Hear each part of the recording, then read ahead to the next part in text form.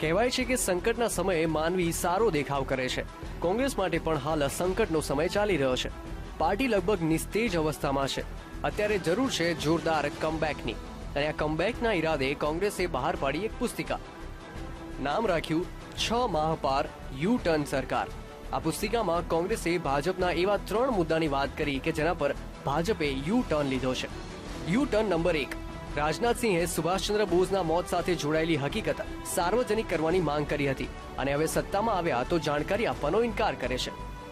U turn number 2, ભાજપે 2010માં પરમાણુ કરાર મામલે સંસદની કાર્યવાહી ચાલવા દીધી ન હતી ત્યારે ભાજપે તત્કાલીન વડાપ્રધાન મનમોહનસિંહ પર આરોપ લગાવ્યો હતો કે મનમોહનસિંહ અમેરિકાને ફાયદો પહોંચાડવા માંગે છે. હવે સરકારમાં આવ્યા તો આ મુદ્દે ભાજપે યુ ટર્ન લીધો.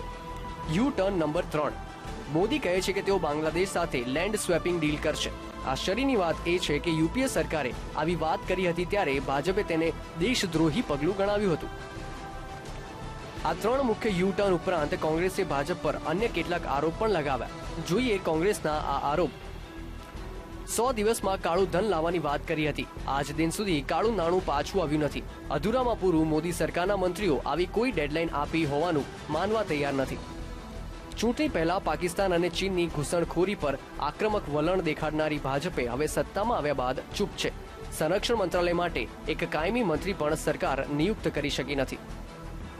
ચૂંટણી પહેલા નંદન નીલેકણી અને આધાર કાર્ડનો વિરોધ કરતા હવે સમર્થન કરે છે. એનસીપીને ભ્રષ્ટ પાર્ટી ગણાવી હતી. બાદમાં મહારાષ્ટ્રમાં સરકાર બનાવવા એનસીપી સાથે ગઠબંધનના પ્રયત્ન કર્યા.